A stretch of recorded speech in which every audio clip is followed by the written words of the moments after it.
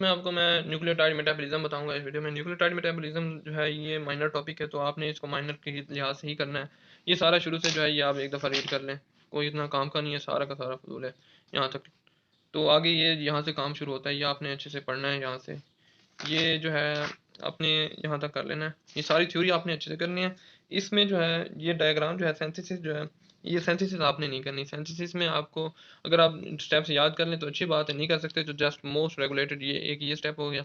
उसके बाद ये फॉलिक पापा एनालॉग वाला ये वाला स्टेप हो गया, ये स्टेप इंपॉर्टेंट है और ये वाला स्टेप इंपॉर्टेंट है। ये 3 स्टेप आपको पता होने चाहिए और इनके जो एनालॉग्स हैं ये इंपॉर्टेंट है। इसके बाद ये इंपॉर्टेंट है, थ्योरी आपने सारी कवर करनी है। और इसमें भी यही है कि आपने जस्ट एनालॉग वगैरह जो इनहिबिटर है ये आपने याद कर लेने हैं।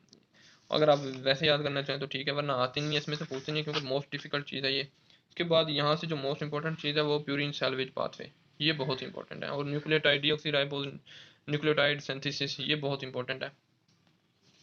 ये सारा का सारा इंपॉर्टेंट है, आपसे पूछते रहते हैं। राइबो न्यूक्लियोटाइड रिडक्टेज इंपॉर्टेंट है। इसके बाद प्यूरिन न्यूक्लियोटाइड डिग्रेडेशन होगी, ये भी इंपॉर्टेंट है। ये सारा गाउट सबसे ज़्यादा इंपॉर्टेंट डिजीज़ जो है यहाँ पे ये गाउट है। गाउट की जो है यहाँ पे बहुत सारी ट्रीटमेंट बताई हुई है, ट्रीटमेंट भी इंपॉर्टेंट है। ये सारा अच्छे से करना है आपने। ये जो है ये डायग्राम आपने अच्छे से करनी है, ये पूछते रहते हैं, बनाने के लिए भी आती है और ये भी बनाने के लिए भी आती है, ये इंपॉर्टेंट है। ये सारा अच्छे से कर लें आप।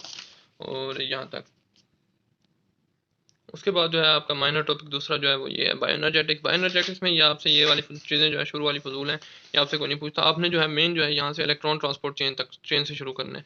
इलेक्ट्रॉन ट्रांसपोर्ट चेन में ये आपको ये पता होने चाहिए कि इलेक्ट्रॉन ट्रांसपोर्ट चेन की जो है स्ट्रक्चर किस तरह है। उसके बाद जो है इसमें से जो मेन आपसे पूछते हैं वो ये पूछते हैं इलेक्ट्रॉन ट्रांसपोर्ट चेन की। ये डायग्राम आप अच्छे से देख लें, ये इसमें से MCQ ज़्यादातर आते हैं।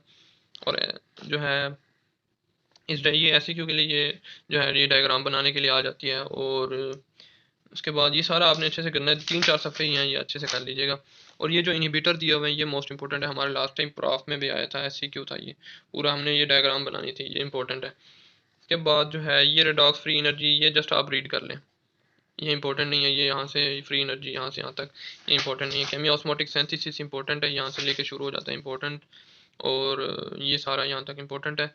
उसके बाद मेम्ब्रेन ट्रांसपोर्ट सिस्टम जो है ये भी इंपॉर्टेंट है, ये आपने देख लेने हैं। अगर आप डायग्राम्स ही देख लें तो आपके ये कवर हो जाएंगे, डायग्राम से ही कवर हो जाएंगे। ये ट्रांसपोर्ट सिस्टम, सॉरी ये दिया मैं, ये AB ट्रांसपोर्ट सिस्टम दिया हुआ है, ये आपके डायग्राम से ही कवर हो जाएंगे। उसके बाद है आपका जो माइनर टॉपिक में आता है ये इंसुलिन और ग्लूकागॉन के इफेक्ट जो है ये ग्लूकोज मेटाबॉलिज्म में शायद हैं, तो ये आपके जो है एंडो में कवर हो जाएंगे। इसको आप छोड़ दें अभी के लिए, तो एंडो में कवर हो जाएंगे आपके, ये एंडो में आप कर लीजिएगा सारा का सारा, ये छोड़ दें। एंड में सिर्फ आपने एक चीज़ करनी है, ये हाइपोग्लाइसीमिया कर लें टेस्ट। हाइपोग्लाइसीमिया उसकी सिम्टम्स और ये इसकी टाइप्स दी हुई हैं। हाइपोग्लाइसीमिया की टाइप्स इंपॉर्टेंट है, ये शायद वहाँ से भी आपके हो जाएंगी, लेकिन आप यहाँ से भी एक दफ़ा रीड कर लीजिएगा। ये हाइपोग्लाइसीमिया की टाइप्स और हाइपोग्लाइसीमिया ये सारा एक दफ़ा जस्ट रीड कर लीजिएगा, इंपॉर्टेंट है। यहाँ से भी आ जाता है। फीड फास्ट साइकिल जो है ये इंपॉर्टेंट है आपका, ये आपने अच्छे से करना है। ये सारा का सारा चैप्टर इसमें से जो है ये आपको पता हो, ये आपका जो है मेन कंसेप्ट बनाएगा। ये आपने पहले नहीं पढ़ना क्योंकि आपको समझ नहीं आएगी इसकी। इसमें सारा का सारा जो है आपको एंजाइम वगैरह बताए हुए हैं कि कौन सा किसके लिए रेगुलेट करता है, तो आपको समझ नहीं आएगा। आप पहले सारे मेटाबॉलिज्म पढ़ लें, उसके बाद आप ये पढ़ेंगे तो आपको ये आपका चैप्टर उड़ता जाएगा। सारी चीज़ें आसान है, वही बताई हुई हैं बातें जो पहले आपने पढ़ी हुई है मेटाबॉलिज्म में। और उसके बाद ये डायबिटीज़ मेलाइटस है, ये भी आप एंडो में अच्छे से पढ़ लेंगे।